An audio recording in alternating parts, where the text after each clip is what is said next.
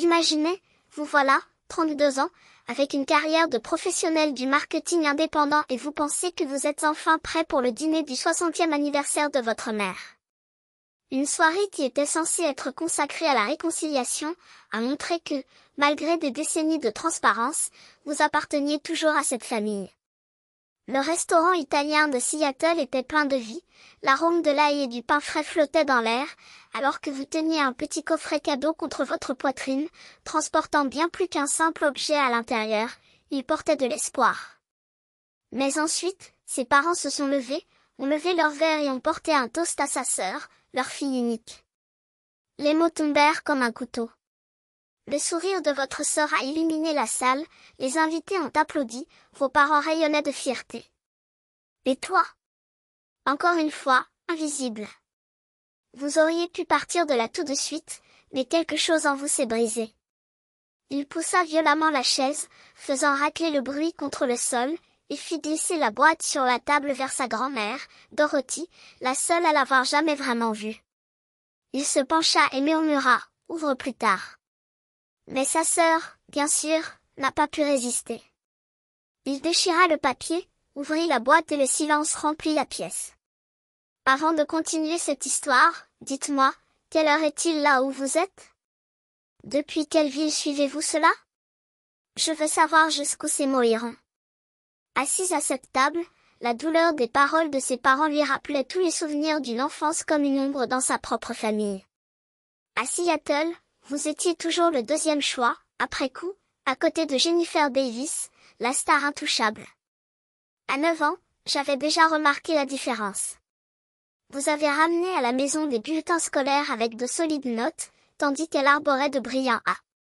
Le sien est allé directement au réfrigérateur, avec des compliments sur un avenir dans des universités d'élite. Le vôtre? Un bon travail, distrait, comme s'il s'agissait d'un simple morceau de papier à classer. Elle a un jour entendu sa mère dire à un voisin, « Jennifer est notre intellectuelle. » Vous avez réussi l'examen de mathématiques avec rigueur, avec un B+ durement gagné, et avez ressenti le poids de l'invisibilité. L'école n'était pas différente. En 5e année, il s'est consacré au concours d'orthographe pendant des semaines, a atteint la finale, mais ses parents? Ils étaient au récital de piano de Jennifer, vibrant à chaque note. Vous, sur scène, les cherchiez désespérément dans le public, jusqu'à vous rendre compte qu'ils les avaient oubliés. L'enseignante, mademoiselle Larson, lui a lancé un regard de pitié et lui a décerné un ruban de 2e place. Elle le gardait au fond de son sac à dos, sans jamais le montrer à personne. La même année, Jennifer remporte la 1re place du récital. Ses parents ont organisé une fête avec des gâteaux, des ballons et des invités. Sa cassette est restée cachée dans le tiroir. Les anniversaires étaient les pires. À 12 ans, il vient de demander un petit rendez-vous avec des amis à l'arcade. Ta mère a dit qu'ils étaient très occupés. Vous avez passé la journée seule dans votre chambre, à manger un cupcake que Dorothy, votre grand-mère, avait préparé spécialement pour vous. Dorothée était différente. Elle s'est présentée avec son sourire accueillant, une carte faite à la main et des histoires de son temps en tant qu'enseignante. Il s'asseyait à côté d'elle, lui tressait les cheveux et répétait « Tu es assis, Kelly ?» Cette année-là, il lui offre un journal. « Vous avez une voix, même s'ils ne l'entendent pas, » a-t-il déclaré. Il y a encore ces pages pleines de rêves qu'il pensait ne jamais réaliser. Les anniversaires de Jennifer? Une autre réalité. À 12 ans, on lui offre une soirée avec espace loué, buffet et DJ. Ses parents ont invité la moitié du quartier, se vantant de la façon dont elle avait brillé dans la pièce de théâtre de l'école. Toi? J'ai aidé à mettre les tables, parce que ton père a dit que de cette façon, je ne resterais pas à ne rien faire. Personne ne l'a remarqué alors qu'il se cachait dans un coin, regardant Jennifer ouvrir des cadeaux coûteux, un nouveau vélo, un bracelet à breloques. Votre cadeau cette année-là? Une paire de chaussettes, livrée avec une semaine de retard, avec un « Désolé, les choses sont occupées ». Au lycée, l'histoire se répétait. Il a rejoint l'équipe de débat en pensant qu'il attirerait enfin leur attention. Il remporte un concours régional à 16 ans, sa première vraie victoire. Il a appelé chez lui, vibrant, attendant de la fierté. Son père répondit, « C'est bien. » Il a passé le téléphone à sa mère, qui était trop occupée à planifier la fête pour célébrer la candidature de Jennifer à Stanford. La maison était un sanctuaire pour ses réalisations, répétitions, récompenses, tout ce qui était exposé. « Votre trophée ?» Il se trouvait dans le coin du bureau, couvert de poussière. J'ai arrêté d'essayer. Sauf Dorothée. Elle vous emmenait à l'entraînement de débat quand vos parents l'oubliaient, assise dans les gradins avec son thermos de thé, vous encourageant. Elle a raconté des histoires de sa propre jeunesse, comment elle s'est battue pour être vue dans une grande famille. Vous n'avez pas besoin de leur attention, a-t-il déclaré. Créez le vôtre. Ces paroles étaient son carburant.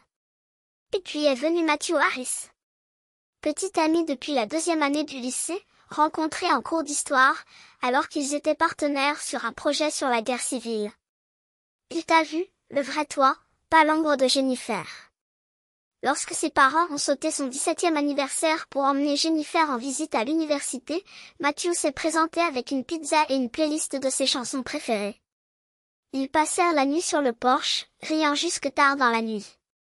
Pour la première fois, elle ne se sentait pas seule. Après chaque compétition, il appelait, qu'il s'agisse d'une victoire ou d'une défaite, et répétait, « Vous êtes inarrêtables. » Matthew et Dorothée. Vos refuges. Les seuls qui lui ont fait croire qu'elle pouvait être plus que la fille oubliée. Ces années lui ont appris une leçon douloureuse, peu importe tous ses efforts, elle ne serait jamais Jennifer pour eux. Mais Dorothy et Matthew lui ont montré qu'il n'était pas obligé de l'être. Ils l'ont vu quand personne d'autre ne l'a vu. Et c'est pourquoi, des années plus tard, ce soir-là au restaurant italien, vous avez pris une décision. Le coffret cadeau pesait plus que ce qu'il aurait dû avoir dans le sac. L'endroit était plein de rires, de tintements de verre, de l'odeur réconfortante de la cuisine maison. Sa mère, Suzanne, avait prévu chaque détail, des tables rustiques en bois, un éclairage chaleureux, une salle familiale privée.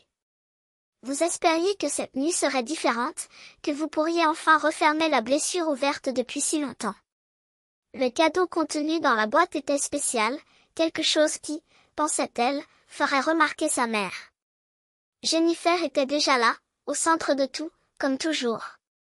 Robe impeccable, coiffure coiffée avec l'élégance de quelqu'un né pour être admiré. Les invités se pressaient autour de lui, riant de ses histoires sur sa promotion à la banque.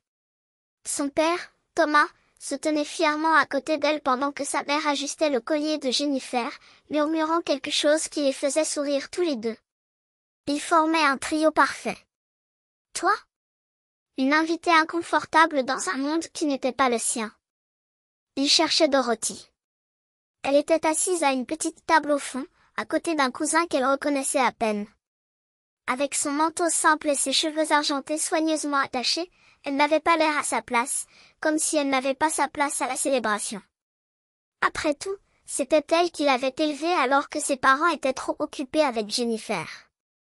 Vous avez fait signe et Dorothy a répondu avec un sourire chaleureux, ses yeux brillant de la même gentillesse que toujours.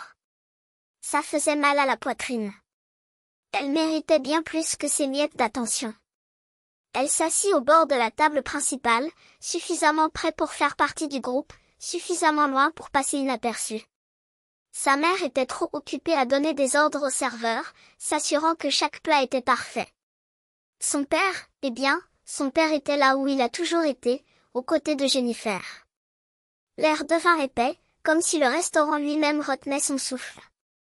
Les doigts de Jennifer tremblèrent alors qu'elle soulevait le couvercle en velours, révélant le collier de perles que j'avais si soigneusement choisi, chacune étant un symbole des souvenirs que seuls Dorothy et moi partagions. Les perles qui scintillaient dans la douce lumière des lustres étaient les mêmes que celles qu'elle portait sur le portrait jauni accroché au mur de sa maison, celui qu'elle gardait depuis que mon grand-père le lui avait offert il y a des décennies. C'était un cadeau qui portait une histoire, qui disait que je te vois d'une manière que mes mots ne pourraient jamais pouvoir. Jennifer leva le collier, le métal froid reflétant l'étonnement sur son visage. Un collier familial?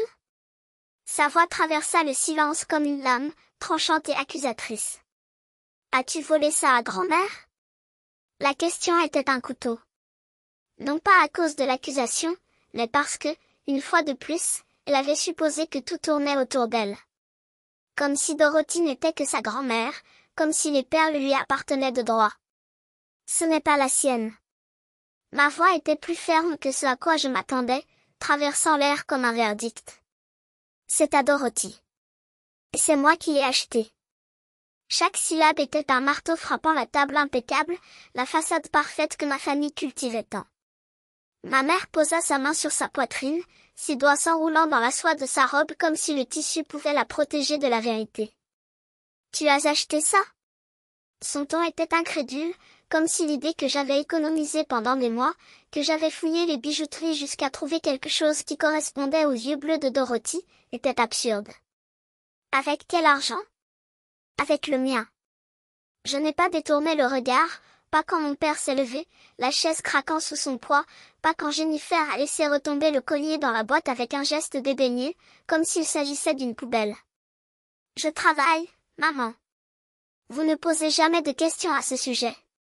Le rire nerveux d'une tante résonna dans la salle, suivi du murmure embarrassé des invités. Ils ne savaient pas où regarder, moi, la fille qui avait soudain une voix, ou mes parents, dont les visages étaient un masque de choc et de honte à peine dissimulé.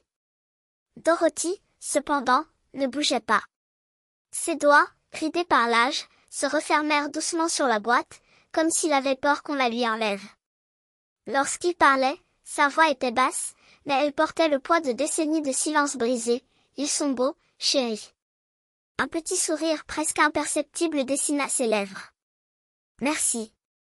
Ces deux mots merci ont jeté de l'eau froide sur la tension. Parce qu'ils étaient réels. Parce qu'ils étaient pour moi. Jennifer ouvrit la bouche, prête à répliquer, mais mon père l'interrompit d'un geste vif. C'est ridicule. Sa voix tonnait, les veines de son cou ressortaient. Tu fais une scène le jour de l'anniversaire de ta mère. Non. Je n'ai pas crié. Je n'en avais pas besoin. Elle fait une scène. J'ai montré Jennifer, dont les yeux brûlaient de colère. Depuis que je suis arrivée ici, tout tourne autour d'elle. Même le toast de sa mère était pour elle. Mes mains tremblaient, mais pas de peur, mais de quelque chose de nouveau, de brûlant en moi. Je voulais juste... La voix s'interrompit pendant une seconde. Je voulais juste que quelqu'un me voie une fois. Le silence qui suivit fut assourdissant. Même les serveurs cessèrent de circuler, les plateaux suspendus dans les airs. Ma mère regardait ses mains, comme si elles contenaient la réponse à quelque chose qu'elle ne s'était jamais posé. Mon père inspira profondément, les épaules tendues, prêt à exploser. Mais Dorothy s'est levée. Ni avec l'élégance calculée de Jennifer, ni avec l'autorité imposante de mon père. Elle se leva lentement, comme si elle portait le poids de nombreuses vérités non dites, et se dirigea vers moi. Le collier brillait dans ses mains alors qu'elle le tenait contre ma poitrine, ses doigts tremblants mais stables alors qu'elle fermait le crochet. Tu as toujours été vue, ma fille. Son haleine sentait la menthe, le vieux parfum. Pour moi. Et puis, plus doucement, juste pour que j'entende, et aujourd'hui, pour toi. Les perles étaient fraîches contre ma peau, mais je sentais leur chaleur se répandre, comme si, soudain, je portais une armure faite de tout ce qu'elles avaient ignoré. Chaque regard dédaigneux, chaque rire étouffé, chaque, notre fille unique, me jetait au visage comme si j'étais un fantôme. Je ne l'étais pas. Et pour la première fois, ils étaient obligés de voir. L'air était épais, comme si chaque respiration portait le poids de décennies de silence forcé. La boîte ouverte au centre de la table était une plaie ouverte, personne n'osait la toucher, mais tout le monde sentait la douleur palpiter dans la pièce. Les serveurs, autrefois serviables, se déplaçaient désormais comme des ombres, servant des plats que personne n'avait l'appétit de manger. Le champagne, autrefois symbole de fête, était devenu acide dans le verre de ma mère, intact. Jennifer tremblait encore, non pas à cause du froid, mais à cause d'une colère qui brûlait en elle. Ses doigts, autrefois impeccablement peints, laissaient désormais des marques en demi-cercle sur la nappe en lin blanc, comme s'ils pouvaient déchirer avec lui le tissu de la réalité. Tu sais ce que ça veut dire?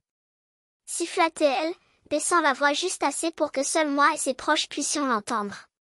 C'est de l'argent d'héritage. l'argent qui appartient à cette famille. Son accent sur la famille était un couteau tranchant et précis, planté dans l'espace qui nous séparait. Comme si, en choisissant Dorothy, je m'étais automatiquement exclu du cercle. Mon père n'avait pas besoin de dire quoi que ce soit. Son silence était un verdict. Il se contenta d'ajuster la montre à son poignet, geste qui précédait toujours ses décisions les plus froides, et me regarda comme s'il calculait le prix de mon détour. Pas le montant en dollars, mais le prix de ma désobéissance. Ma mère, à son tour, s'était retirée sous un masque de dignité blessée. Son sourire, autrefois si pratiqué, était désormais une ligne tendue, presque douloureuse. « Kelly, dit-elle enfin, d'une voix qui se voulait calme mais qui tremblait sur les bords, nous en parlerons à la maison. » La menace voilée était là, enveloppée dans les soies de l'étiquette. Vous vous expliquerez et vous le regretterez. Mais je ne les ai pas regardés. Mes yeux étaient fixés sur Dorothy, qui tenait le papier contre sa poitrine comme s'il s'agissait d'un bouclier ou d'une preuve qu'après tout, elle n'avait pas imaginé tout l'amour qu'elle m'avait témoigné au fil des années. Ses doigts, marqués par le temps, caressaient les mots imprimés, comme s'ils pouvaient absorber par le toucher la certitude que c'était réel. Lorsqu'elle leva les yeux, ses yeux les mêmes qui m'avaient vu lorsque j'étais invisible brillaient d'une lumière qui n'était pas seulement de la gratitude. C'était une reconnaissance. Comme si, pour la première fois, quelqu'un lui avait rendu tout ce qu'elle avait donné sans rien attendre en retour. « Tu n'aurais pas dû faire ça, chérie, répéta-t-elle, mais sa voix était un murmure rauque, brisé par l'émotion. Mais Dieu sait que je ne méritais rien de moi. C'était suffisant. Jennifer renifla, un son de pur dédain, et se détourna, comme si la scène la dégoûtait. Pathétique, marmonna-t-elle, assez fort pour que tout le monde puisse l'entendre. Une scène d'un feuilleton bon marché pour attirer l'attention. Mais ces paroles n'ont pas trouvé de terrain fertile. Pas plus. Parce que pour une fois, je n'avais pas besoin de lui prouver quoi que ce soit. Pas même eux. Mon père s'est finalement levé, avec la posture rigide d'un juge sur le point de prononcer sa sentence. Kelly, commença-t-il, et le ton à lui seul était un avertissement. C'était un geste irréfléchi. Il existe des moyens de gérer ces choses? En privé. Il n'y a rien de privé dans l'amour, mon père, répondis-je, et ma voix ne trembla pas, même pas un signe de gratitude. L'impact de mes paroles était physique. Ma mère a posé la main sur sa poitrine, comme si je l'avais frappée. Mon père serrait les poings, les jointures blanches. Mais Dorothy m'a serré la main avec une force surprenante pour quelqu'un d'aussi fragile, et dans ce geste il y avait tout. Tu as raison. Vous êtes courageux. Tu es à moi. Les invités, autrefois avides de drame, évitaient désormais nos regards, comme si la confrontation les brûlait. Certains chuchotaient derrière leurs serviettes, d'autres feignaient d'avoir un soudain intérêt pour les menus. Mais je m'en fichais. Parce que, pour la première fois, le silence n'était pas une prison. C'était une scène. J'avais finalement choisi mon propre scénario. Si vous voulez bien m'excuser, dit Dorothy en se levant avec une dignité qui fit même reculer Jennifer. Elle plia soigneusement le papier, le mit dans la poche de sa robe, d'un signe presque imperceptible, me fit signe de la suivre. Je pense que nous avons eu assez de célébration pour aujourd'hui. Et quand elle a croisé ma mère, il n'y a eu aucun air de triomphe. Il n'y avait pas de haine. Il y eut juste une légère tape sur l'épaule. Suzanne frissonna et un murmure, « Joyeux anniversaire, ma fille. Que le prochain soit plus léger. » Puis Dorothy s'est tournée vers moi et ses yeux ont dit ce que sa bouche n'avait pas besoin de dire, « Rentrons à la maison. » Et pour la première fois depuis des années, je savais exactement où c'était. Le silence entre nous n'était pas rempli d'arguments, mais de quelque chose de plus lourd, la vérité nue, enfin exposée. Mon père s'appuya en arrière sur le canapé, ses doigts enfoncés dans ses genoux comme s'il essayait de s'accrocher à quelque chose qui s'était déjà échappé. Mais ma mère n'a pas détourné le regard. Il y avait là de la colère, certes, mais aussi quelque chose que je n'avais jamais vu auparavant, une ombre de doute, comme si, pour la première fois, elle apercevait les fissures de la façade qu'elle avait travaillé si dur pour garder intacte. « Pensez-vous que nous ne l'avons pas vu ?» Sa voix tremblait, mais pas de faiblesse. C'était le tremblement de quelqu'un qui est sur le point de perdre le contrôle d'un récit qu'il entretient depuis des décennies. Tu penses que nous ne savions pas que Dorothy était toujours là? Que nous n'avions pas réalisé à quel point vous la recherchiez plus que nous? J'aurais pu rire si ça ne faisait pas si mal. Maintenant, est-ce qu'ils s'en sont rendus compte? Après des années à prétendre que ma présence était une nuisance, que mes besoins étaient exagérés, que mon amour avait une date de péremption? Tu savais, maman, dit-il, chaque mot mesuré, comme des couteaux aiguisés avant le coup. Mais ils n'ont vu que ce qui leur convenait. Dorothy n'a jamais été une menace pour toi. Elle n'était que la personne dont j'avais besoin lorsque tu as décidé que Jennifer suffisait. Mon père a ouvert la bouche, mais aucun mot n'en est sorti. Peut-être parce qu'au fond, il savait que j'avais raison. Peut-être parce que, pour la première fois, il voyait la fille qui avait toujours été là, non pas la rebelle, pas l'ingrate, mais la fille qui avait cessé de demander qu'on la prenne dans ses bras parce qu'elle avait appris que les bras ouverts n'étaient pas pour elle. Nous avons essayé, insista ma mère, mais la conviction dans sa voix n'était plus la même. Tu as toujours été si difficile. Toujours en question, toujours en voulant plus. Je voulais juste être vue, et j'avouais, et la vulnérabilité de ma voix m'a surpris. Et Dorothy m'a vue. Aucune condition. Non, si vous vous comportez bien. Non, quand ta sœur n'a pas besoin d'attention. Elle m'a toujours vue. L'appartement est devenu si calme que j'entends le bruit de mon propre cœur battre contre mes côtes. Mon père baissait la tête, les épaules voûtées, comme s'il portait quelque chose de bien plus lourd que la déception d'une fille. Cependant, ma mère avait encore du mal. « Et que penses-tu qu'il va se passer maintenant ?» demanda-t-elle, la voix plus basse, presque un murmure. « Que la famille va simplement accepter ça? Que Jennifer comprendra? Que je vais faire comme si ça ne faisait pas mal? » « Je ne te demande pas de faire semblant de quoi que ce soit, répondis-je, sentant enfin le poids se retirer de mes épaules. Je te demande, pour une fois, d'arrêter de faire semblant. Qu'ils admettent que le problème n'a jamais été Dorothy, ni l'argent, ni mes choix. Le problème c'est que tu n'as jamais vraiment voulu me connaître. Ils voulaient juste que je rentre dans le moule qui restait après que Jennifer ait déjà pris toute la place. Mon père se leva lentement, comme si chaque mouvement lui faisait mal. Lorsqu'il parlait, sa voix était rauque. Nous partons. Ma mère n'a rien dit. Il n'y a eu ni menace, ni ultimatum, ni le drame auquel je m'attendais. Juste le bruit de la porte qui se referme derrière eux, trop faible pour les dégâts qu'ils ont laissés derrière eux. Je restais là, immobile, écoutant leurs pas s'éloigner dans les escaliers. Je n'ai pas pleuré. Je n'ai pas ressenti de soulagement. Juste une certitude tranquille, qui pousse comme une plante têtue parmi le béton. Je n'avais plus besoin de leur pardon. Parce que pour la première fois, je m'étais donné la permission d'exister, pas d'excuses, pas de modifications, pas de version réduite de moi-même pour tenir dans l'album de famille. Et ça, aucune somme d'argent, aucune publication sur les réseaux, aucun combat ne pourrait m'enlever.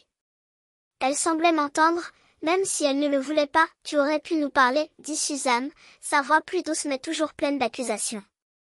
Au lieu de cela, il a fait toute une histoire le jour de mon anniversaire.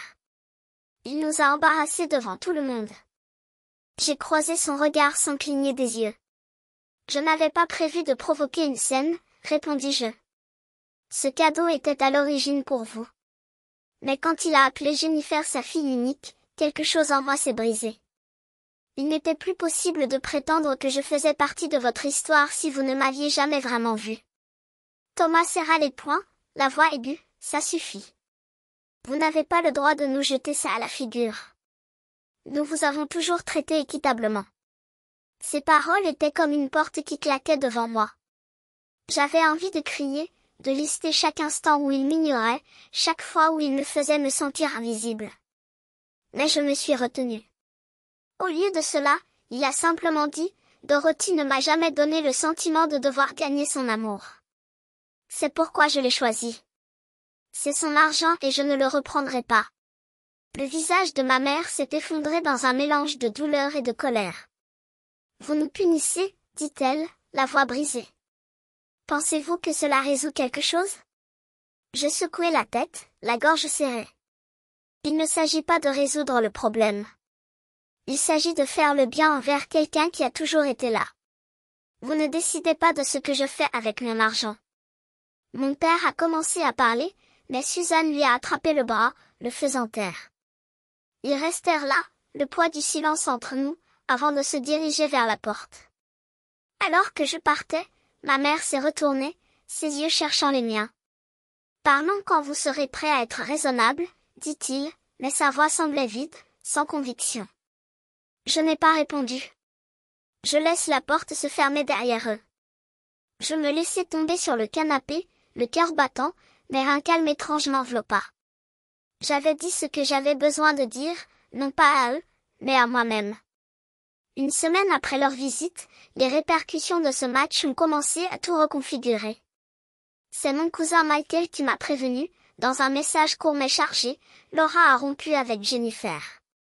Et elle n'est pas la seule. Je l'ai appelée en même temps. Selon Michael, Laura Bennett, la même qui avait répandu des ragots sur moi en ligne, en avait assez du drame constant de Jennifer. Il a cessé de répondre à ses messages et l'a qualifié d'exagérée après l'épisode du dîner. Et, comme par effet domino, d'autres personnes de leur entourage ont commencé à s'éloigner. Au travail, l'image impeccable de Jennifer s'est effondrée. Michael a appris d'une amie commune que ses collègues de la banque parlaient de son rôle dans notre conflit familial. L'histoire de la façon dont elle m'a arraché le coffret cadeau des mains et a exposé notre combat en public a été divulguée, la décrivant comme mesquine et ayant besoin d'attention. La promotion qu'elle réclamait, un poste de direction qu'elle tenait pour acquis, lui a échappé. La banque a choisi un autre candidat, justifiant que la dynamique d'équipe avait été un facteur décisif. Le statut de fille en or, qu'il avait toujours porté, craquait sous le poids de ses propres choix. Les parents n'étaient pas mieux lotis. Suzanne et Thomas dépendaient du soutien de leur famille élargie depuis des années, des réunions de vacances aux relations d'affaires. Mais le dîner, suivi du message public de ma mère et des ragots alimentés par Jennifer, ont changé la façon dont leurs proches les percevaient. Michael m'a raconté que les oncles et les tantes ont commencé à reculer, ils ont refusé les invitations au barbecue habituel. Un oncle proche de Suzanne lui a reproché d'avoir exposé ses problèmes familiaux sur les réseaux sociaux, qualifiant cela de « manque de classe ». Un autre cousin a refusé de prêter de l'argent pour le nouveau projet de Thomas, invoquant des « problèmes de confiance ». Sa place dans le clan, autrefois inébranlable, tremblait désormais.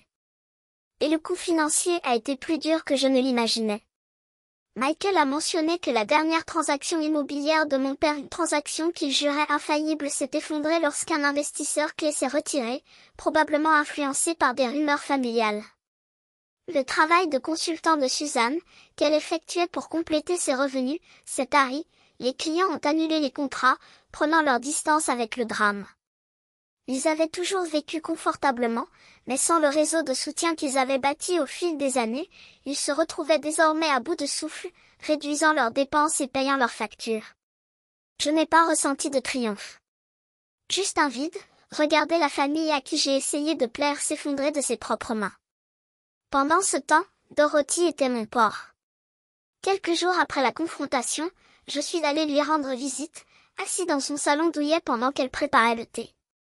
Le billet de virement bancaire, encadré sur le mur, était un rappel silencieux de ce que j'avais fait.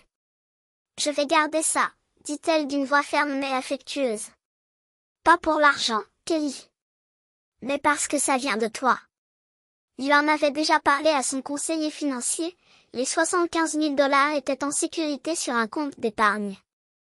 Il prévoyait de les utiliser pour de petits luxes, une nouvelle aide auditive, un voyage chez sa sœur, des choses qu'il avait toujours reportées. Sa gratitude n'était pas grande, mais elle était réelle. Et cela me suffisait. Je ne me réjouissais pas des difficultés de Jennifer ou de mes parents. Une partie de moi voulait encore tendre la main, réparer les ponts brisés. Mais leurs paroles cette nuit-là et tout ce qui a suivi ont maintenu une distance nécessaire. Suzanne n'a rien posté d'autre sur les réseaux. Thomas s'en fichait. Jennifer, selon Michael, a doublé la mise, pour quiconque voulait l'entendre, j'étais le traître à la famille. Mais son cœur se rétrécissait, et plus elle insistait, plus elle s'isolait. Il doutait qu'elle puisse un jour assumer son rôle dans tout cela. Mais je n'allais pas attendre ça. Assise à côté de Dorothy, j'ai senti quelque chose en moi se réorganiser.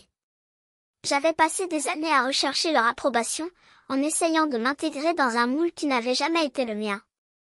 Mais les voir récolter ce qu'ils ont semé, la promotion manquée de Jennifer, les relations tendues de mes parents, les factures qui s'accumulent, m'a fait comprendre une chose, je n'avais plus besoin de leur cachet de validation.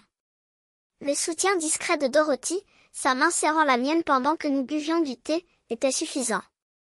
L'argent lui appartenait, un choix que j'ai fait non pas pour blesser, mais pour honorer ceux qui m'ont toujours vu. En quittant sa maison, je savais que la famille dans laquelle j'avais grandi était en train de changer. Puis, pour la première fois, ce n'était pas moi qui m'adaptais au changement. C'était eux qui devraient faire face aux conséquences de leurs propres choix. J'avais déjà fait le mien. Le téléphone portable vibra presque instantanément, mais ce n'était pas eux. C'était Michael Harris, mon cousin, avec la même inquiétude que depuis ce dîner. Tout va bien? Le message était court, mais porté avec un poids que seuls ceux qui connaissaient l'histoire pouvaient comprendre. J'avais besoin d'entendre ta voix. J'ai appelé. Je viens d'envoyer un email à ma mère, mon père et Jennifer, ai-je avoué, ma voix plus basse que prévu. Je leur ai dit de ne plus me contacter. Il y eut une pause. Puis le ton calme et ferme de Michael remplit le silence. C'était du courage, dit-il. Vous avez fait ce que vous deviez faire. Comment vous sentez-vous? Je me rassis sur ma chaise, les yeux fixés sur le plafond, comme si les réponses y étaient écrites. Gratuit, ai-je admis. Mais aussi comme si j'avais perdu quelque chose. Michael écoutait, son silence patient me laissant l'espace nécessaire pour démêler le nœud d'émotion qui me serrait la poitrine. Je ne voulais pas en arriver là, je continuai. J'ai attendu si longtemps qu'il me voie, tu sais. Mais après tout, les mots au dîner, les posts, les rumeurs qui surgissent à ma porte. C'est trop. Sa voix était calme mais inébranlable. Tu n'as pas tort de te protéger. Ils ont eu des années pour faire mieux. Vous avez donné des chances. Nous avons discuté pendant près d'1 heure, ses paroles m'ancrent. Michael n'a jamais édulcoré la vérité, mais il n'a pas non plus jugé. Il avait vu, depuis qu'ils étaient enfants, comment Suzanne et Thomas avaient toujours mis Jennifer sur un piédestal, alors que j'étais juste une ombre dans le coin de l'image. Vous portez leur poids depuis trop longtemps, dit-il. Laissez-les gérer leur propre désordre. Vous avez Dorothée. Et il y a moi. Son soutien était comme une corde jetée dans un gouffre sombre, me sortant de la culpabilité qui menaçait de me noyer. J'ai pensé à Dorothy, à sa force tranquille et j'ai ressenti une étincelle de paix. Mon choix de lui rendre hommage avait été le bon. Plus tard, j'ai vérifié mes emails, attendant à moitié une réponse de ma mère ou de Jennifer. Rien. Le silence fut à la fois un soulagement et une piqûre, la preuve qu'ils avaient reçu mon message mais qu'ils n'étaient pas prêts à le respecter. Ou peut-être qu'ils n'ont même pas pris la peine d'essayer. Je ne me suis pas laissé plonger dedans. Au lieu de cela, j'ai envoyé un texto à Michael, le remerciant d'être là. Chaque fois que tu en as besoin, a-t-il répondu, avec un emoji souriant qui m'a fait rire malgré tout. C'était un petit geste, mais cela m'a rappelé que je n'étais pas seule. Je me suis levée et suis allée à la fenêtre, regardant les lumières de la ville. Cet email n'était pas que des mots. C'était une déclaration. J'ai passé tellement de temps à essayer de prouver que j'étais suffisant. Mais maintenant, je me choisissais. Dorothy avait son argent, sa gratitude, un rappel constant de la raison pour laquelle je l'avais fait. Le soutien de Michael m'a donné la force d'avancer. Ma famille ne comprendra peut-être jamais. Mais je n'avais plus besoin d'eux pour comprendre. Pour la première fois, j'avais l'impression de construire ma vie selon mes propres conditions. Pas le leur. 4 mois après cet email, les vacances sont arrivées, apportant avec elles une tranquillité que je n'avais pas connue depuis des années.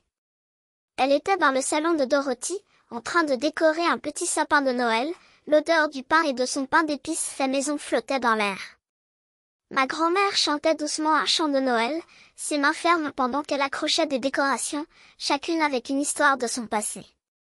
Michael est arrivé avec un plateau de chocolat chaud, son grand sourire alors qu'il me taquinait à propos de l'étoile tordue au sommet de l'arbre. Nous avons ri tous les trois, la chaleur de ce moment nous enveloppant comme un câlin. Pour la première fois, j'avais l'impression d'être exactement là où je devais être. La maison de Dorothy était petite, mais vivante de l'esprit de Noël. Nous avons passé la journée à décorer, cuisiner, échanger des histoires. Aucune tension, aucune atteinte sur vos épaules. Michael a apporté une playlist de vieux classiques et Dorothy a insisté pour nous apprendre sa recette de tarte au pacan. La table était mise pour 3 personnes, un repas simple comparé au banquet extravagant du passé, mais qui semblait plus complet que n'importe lequel d'entre eux. Quand nous nous sommes assis pour manger, Dorothy a levé son verre, les yeux brillants. À la famille, dit-elle en nous regardant Michael et moi. Le vrai. J'ai teinté mon verre contre le sien, la gorge serrée, sachant qu'elle était sérieuse. J'ai appris de Michael toujours mon lien avec les nouvelles familiales que Suzanne et Thomas avaient vendu leur maison le mois dernier. La pression financière les avait contraints à déménager dans un appartement plus petit, en périphérie. Leur cercle social, autrefois rempli de familles et d'amis, s'était encore réduit, nombre d'entre eux étant encore blessés par la façon dont ils avaient géré le résultat de ce dîner. Ma mère n'avait montré aucun signe de vie. Le silence de mon père était plus éloquent que n'importe quel mot. Je ne leur souhaitais aucun mal, mais leur absence dans ma vie était comme un fardeau qui avait enfin été enlevé de mes épaules. La vie de Jennifer avait également changé. Michael avait appris, grâce à des contacts mutuels, que la réputation de ma sœur avait pris un coup dont elle ne s'était pas remise.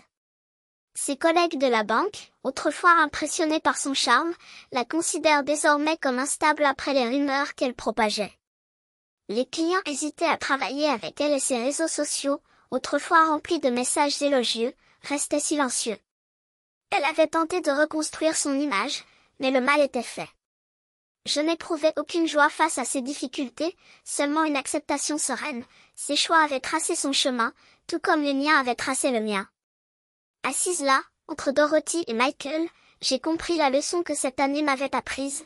La famille n'est pas une question de sang ou d'obligation. Il s'agit de savoir qui se présente, qui vous voit, qui reste quand tout s'effondre.